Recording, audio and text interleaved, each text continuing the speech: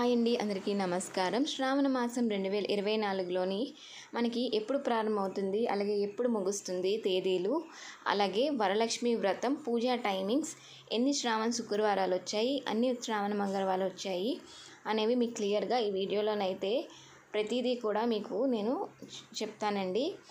అలాగే మనకి ఎంతో ఇష్టమైన ఈ శ్రావణ మాసం ఆడవాళ్ళకి ఎంతో ఇష్టమైన శ్రీ మహాలక్ష్మీదేవికి ఆరాధించడం వల్ల మనకి ఆర్థికంగా అన్ని విధాలుగా కూడా, డబ్బు పరంగా, ఆరోగ్యపరంగా అన్ని విధాలుగా కూడా మనకి లక్ష్మీదేవి అనుగ్రహం మన జీవితాలకు కావాలి. కాబట్టి ఈ శ్రావణ మాసం అనేది చాలా చక్కగా మనం వినియోగించుకొని అమ్మవారికి ప్రసన్నం చేసుకున్నట్టయితే మనకి అన్ని విధాలైన కోరికలు కానీ, ఏవైనా ఆటంకాలైన పనులు ముందుకు సాగుతాయండి. నిజంగా నేను చెప్తున్నాను.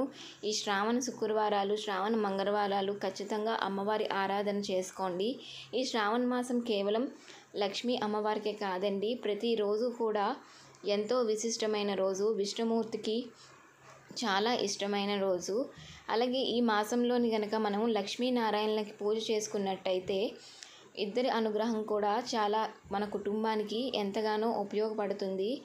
అలాగే మనకి ఈ లక్ష్మీనారాయణ స్వామి వారి అనుగ్రహం రెండు విధాలుగా కూడా అందరికీ కూడా మంచి ఫలితాన్ని అయితే అందిస్తుందండి. ప్రతి శ్రావణ మంగళవారం, శ్రావణ సోమవారం, శ్రావణ శనివారం, శుక్రవారం ప్రతిరోజుకి ఒక్కొక్క విశిష్టత ఉన్నది. ఈ శ్రావణ మాసంలో కనుక మనం ప్రతినిత్యం ఇంట్లో దీపారాధన చేసుకున్నట్టయితే విశేష ఫలితం అయితే పొందుతామండి. అలాగే మనకి శ్రావణ మాసంలోని ముఖ్యమైన రోజులు, తిథుల గురించి మీకు వీడియో కావాలి అనుకుంటే మన ఛానల్లో ఉందండి. ఒకసారి వెళ్ళి చూసినట్టయితే మీకు క్లియర్గా అర్థమవుతుంది. ముందుగా మనకి శ్రావణ మాసం అనేది ఎప్పుడు ప్రారంభమవుతుంది అంటే 2024 ఆగస్ట్ 5 సోమవారం నాడైతే ప్రారంభమవుతుందండి. పాడ్యమి తిథి ముగింపు 2024 సెప్టెంబర్ 3 మంగళవారం అమావాస్యతో ముగుస్తుంది. అయితే మనకి ఈ శ్రావణ మాసం అనేది ఆగస్ట్ 5 నుంచి సెప్టెంబర్ 3 వరకు అయితే ఉంటుందండి. శ్రావణ మాసంలో మనకి ముఖ్యమైనది వరలక్ష్మి వ్రతం. ఆగస్ట్ 16 శుక్రవారం నాడు వరలక్ష్మి వ్రతం చేసుకుంటామండి.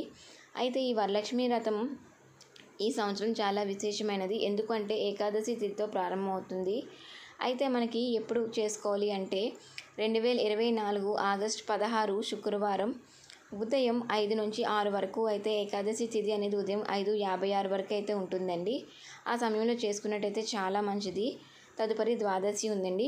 ఆ టైం మీకు కుదరదు అనుకుంటే ఉదయం 5 నుంచి 8:25 వరకు, అలాగే మధ్యాహ్నం 12 లోపు, సాయంత్రం 4:30 నుండి 8:03 వరకు చేసుకోవచ్చండి. అలాగే ఈ సంవత్సరం మనకి 4 శ్రావణ శుక్రవారాలు వచ్చాయండి. మొదటి శ్రావణ శుక్రవారం మనకి ఆగస్ట్ 9 పంచమి తిథి, రెండవ శ్రావణ శుక్రవారం ఆగస్ట్ 16 ఏకాదశి తిథి, మూడవ శ్రావణ శుక్రవారం ఆగస్ట్ 23 చవితి తిథి, నాలుగవ శ్రావణ శుక్రవారం ఆగస్ట్ 30 ద్వాదశి తిథి వచ్చిందండి. అయితే మనకి 4 శ్రావణ శుక్రవారాలు కూడా అత్యంత ముఖ్యమైనది. రెండవది వరలక్ష్మి వ్రతం జరుపుకుంటాము.